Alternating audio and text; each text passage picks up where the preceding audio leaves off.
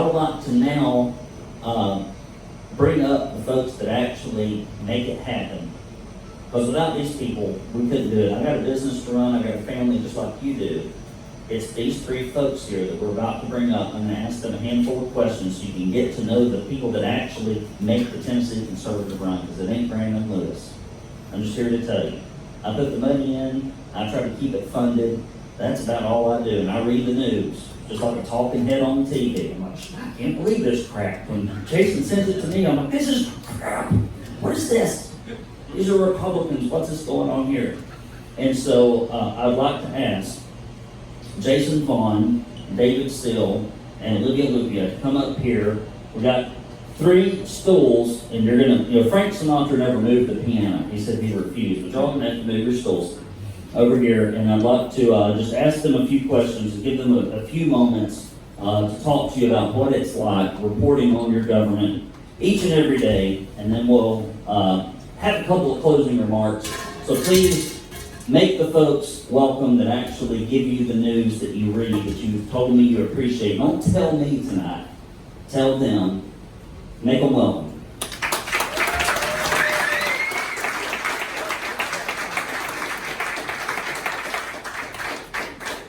So, I think this is an interesting question.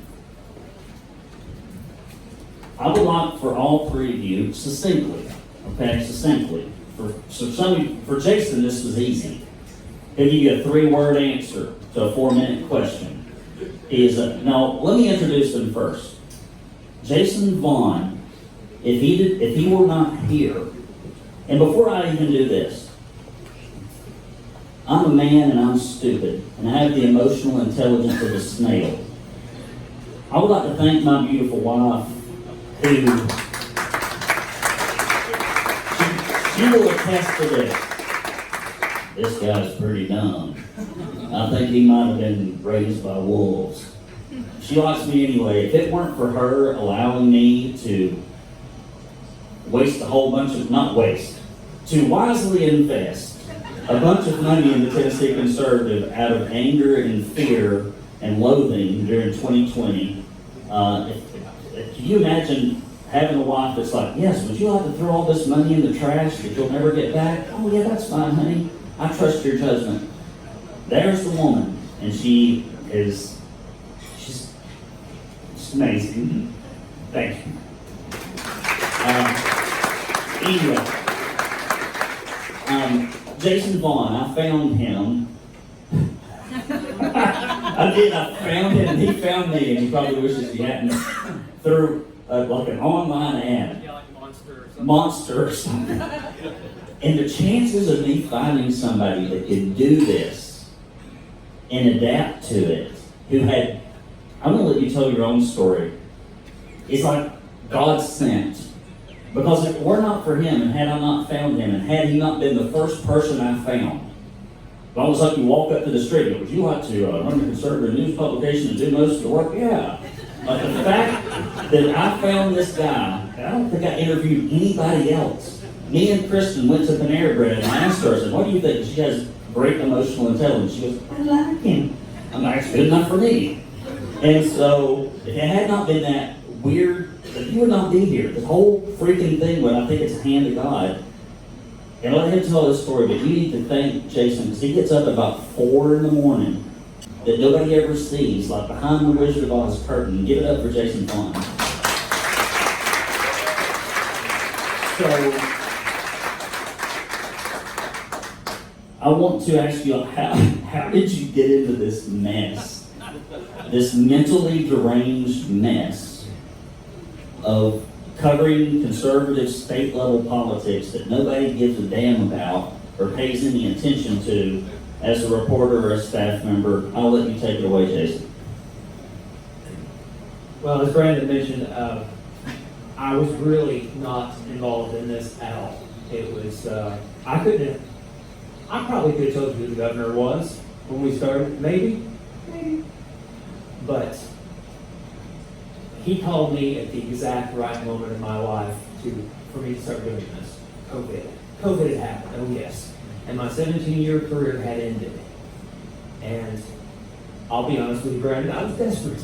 I needed a job. If you had said, hey, come down to Chattanooga and be a dog walker, I would have been there because I was desperate. But I have to say that just being able to be a part of this, it's been incredibly rewarding. I know things that I never thought I'd even care to know, but we've pivoted, we've moved, we've learned a lot. And like the other speaker said, we cover things no one else does. And it's a source of pride for me that we bring you the truth every single day. If it is not 100% truthful, I refuse to publish it. It's just that's across the line. I will not do it. And I'm glad to be part of it.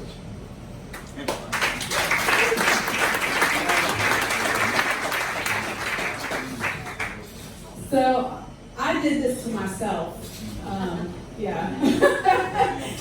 So I'm one of those that Brandon and others have spoken about tonight that moved to Tennessee for the values that Tennessee advertises itself with. And then you get here and you go, excuse me? I was very connected in Colorado, that's where I'm from, or Eastern California as it's now known. And ran for office there, very connected, very involved with the Republican Party. Moved to Tennessee and said, well, obviously my job is to get involved. I'm here to be, your reinforcement. I'm not one of those blue people that leaves a blue state and then comes and votes blue. That's silly. But got involved with my local GOP in Montgomery County and was like, all right, what do we do? How do we get in? And I ended up being elected vice chair of the entire party in a landslide. God literally told me when I walked in the room that night, you need to run. And I said, okay, I don't want to do this. I thought it was going to be great because I was going to get all the credit for being obedient, and I figured there was no way I was going to win. So that did not work out for me the way I thought it needed to work out. So spent about 18 months there being the only actual conservative in the entire Republican Party of Montgomery County, to the point where they actually kicked me out. So yes, it threatened to bring a lawsuit. I had to potentially go get a restraining order because they made threats against my person, all that stuff.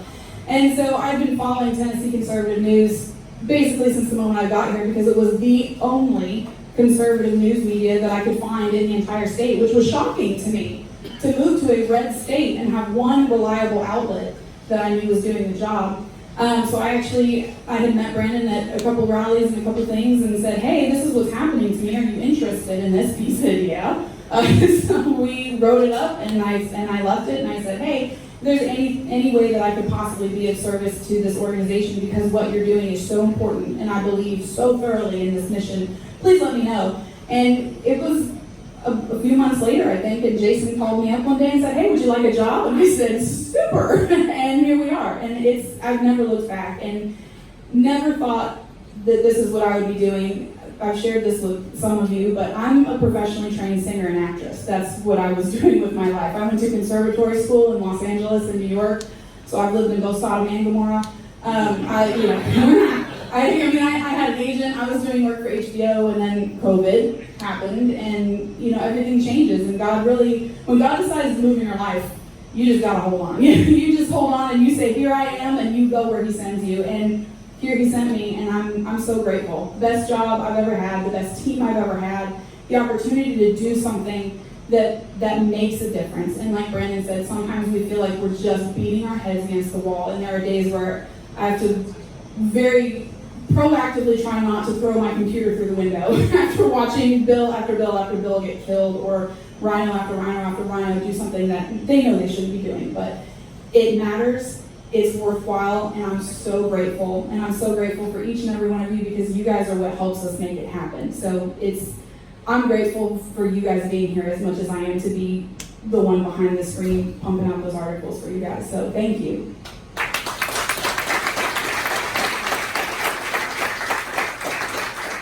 Thanks, Olivia. I was pinned down during COVID. I was just reading articles. I had just retired from 32 years of teaching at Jefferson County High School, and I thought, wow, this is a really cool newspaper. Of course, it was a Tennessee Conservative. They just happened to run a story about some of the woke surveys they were giving our kids in our county. I'll give you a couple of questions. Do you have any relatives that are in prison? Do you go to church? Are you getting medical care? Those were the type of questions that I was getting, and I went and read them to the Jefferson County School Board. It wasn't too long until an article came out in the Tennessee Conservative that showed those questions and what they were doing with 6th, 7th, and 8th graders. So I kind of dug in and contributed a few stories, and they kind of warmed up to me and thought maybe I was on the right path. And I think it was 2 years ago, if you recall, a case, TWRA versus Rainwaters, they were putting surveillance cameras on private property without a warrant.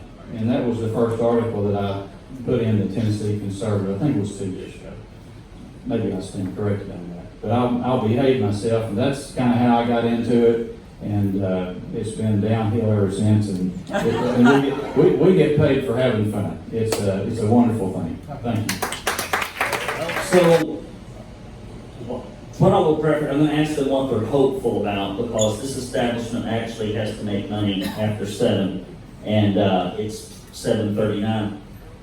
Your time. 6:39, sorry, we're going to close it up by 7. If you always keep it on Eastern time, even if I'm in California, because that's God's time. So, we have seen, I'm going to preface this, here's what I've seen from the Tennessee Conservative that I think is very positive. There's a few things. We have made it more expensive for RINOs to vote negative in their committees. It draws out challengers. Every time they hit a bad vote, it's like it's ammunition for whoever wants to run against them. And so there's only so much of that they will do. That's one of the first things that I've seen. And I've actually seen a handful, not many, of lawmakers that have actually kind of become quasi-conservative just from our reporting, because they don't like what's happening. They've seen things in their district, and that's been huge. Like, some people have actually opened their ears, because it's better to be feared than to be loved in politics. And I've seen some of the things that we started on, Jason, 6 years ago. I thought, this will never pass. 6 years later, it passes. It's a long game. It's a tiring game. So, and I've watched some conservatives, like Michelle RINO, defeat like the second or third most powerful person in the House. I've seen some things turn over, which has been great. And it like kind of, it ain't big, but it puts people on notice that, hey, you could be beat because of your bad voting record. I do truly believe, after beating them up for 5 or 6 years, that we will probably close the primaries next year. Like, I'm kind of hopeful. I think after a while, like, it's hard to sell back in your district. It's remarkably, I'm going to go with the Democrats to select the Republicans. That's hard to sell. There were 900 votes in Michelle's race last time. She won by 135. She ran by 1135 if that hadn't happened. I've looked at the numbers. You just pull an Excel sheet. It's very easy if you run campaigns to see it. So what I want to close with, so these proprietors can sell more booze to other people, is that, what are you hopeful about? Because I want to leave these people with some hope that we can change things. What has given you a sense of hope, and what do you think that might change in the legislative session? I'll say a few words and then we'll close it up. I'll start with you, David. Well, thanks, Brandon. I'll add something to what Brandon said. There's been school board decisions that I've seen kind of hinge on some of the reporting that we've done. And that happened last year, and one of the school board members had quoted one of the traffic numbers that we had put out on the story of the week, so to speak. And he said, that was the story of the week. You need to pay attention to this, and we got some changes made. Another thing that Jefferson County was doing, they were not allowing our students to wear a military tassel on their cap when they were recruited by the military. In the graduation ceremony, they would not let them wear that full 6-inch ribbon on their hat. And we fought that and fought it and fought it for 2 years. Our paper hammered it and hammered it and hammered it. Finally, we got it done. We got a new set of people. And now it's turned out to be such a good thing that now the schools purchase a stole for the students to where when they graduate with Army, Navy, Air Force, Marine Corps, or Coast Guard. So you see things like that. In addition to the state legislation, I'll name one particular piece of legislation, and I'll let Olivia have it. In 2019, Senator Frank Nicely and I hammered a bill and hammered it and hammered it and hammered it and hammered it. And finally, after 4 years of getting turned down in committee, this newspaper published stories about it. We hammered it too, hammered it in the other direction. We finally got a housing authority bill passed that says basically, and I give credit to Senator Taylor here. He mentioned that I worked with eminent domain quite a bit. The bill basically said to a housing authority, you can't take the whole neighborhood because one house is blighted. We got that bill passed after 4 years of effort, and I'd have to say, since Senator Bowling's legislative aide is here, her office had a lot to do with it as well, and I really appreciate Senator Janice Bowling. So with that, here's Olivia. Thank you. So I see hope in two areas that I've been excited about. Is the first is we are seeing increased accountability from legislators. So in two ways. The first that I find really encouraging is the relationships that each one of us have really built with a different sect of legislators. Now there's some crossover, like we all know Brent, we all know Todd, we love them, we appreciate them.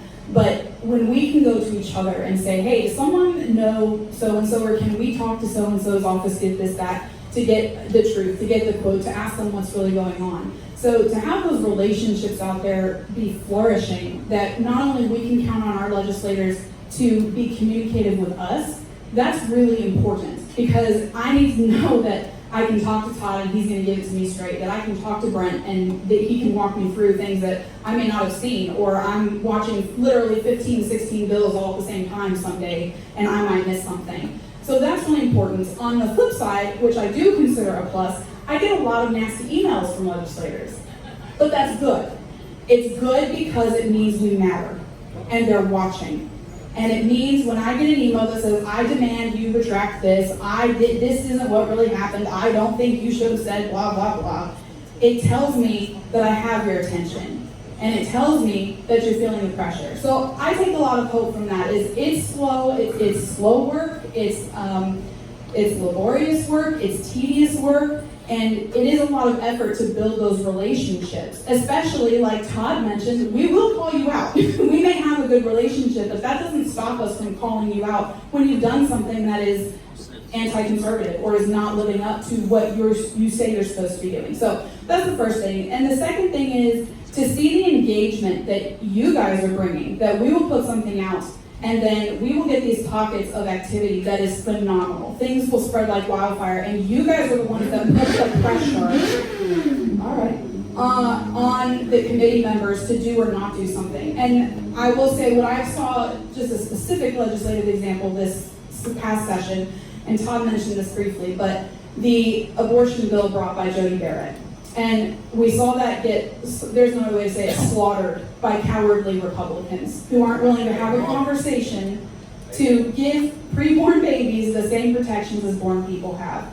And there was so much media misinformation circulating around that. It was unbelievable. It was probably the most disinformation, anti-smear campaign I saw out of any piece of legislation this session. But the point is, it made national news. It made national news because people in Tennessee started calling their representatives and calling them out after the fact. There are billboards now I've seen all over the state propping up against or campaigning against representatives who were on that committee, on that issue alone. And that happens because people like us will tell the truth. So that's hope. Again, we have a lot of disappointments, but there are a lot of encouraging things even when we don't get the desired outcome we want on the first try. So don't quit. When we send you those action alerts, particularly during the session, please call and email your legislators because it works. I promise you it works. So that's super encouraging for me.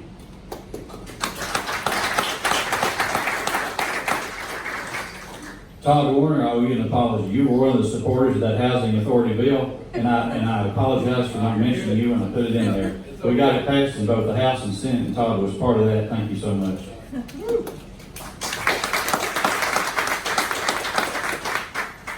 Okay, so last session was starting out so great. Oh man. And I was thinking, gosh, when I put the RINO report together, I'm not going to have any material to work with. It's going to just be this guy, this great thing, that guy did that great thing. You know, basically just the conservative awards part of it.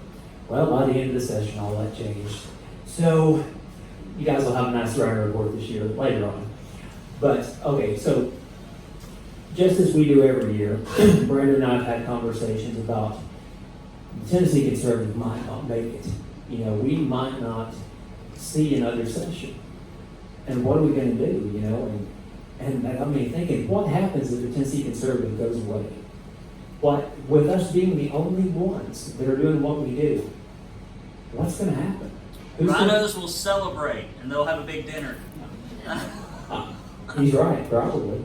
But there's no one else. There's no one else to do this. So what I'm mostly hopeful for, because as I said, we're playing the long game here. This is not something we can let down our guard about. This is not something we can stop doing for a while and then come back. We need to be at this constantly every year.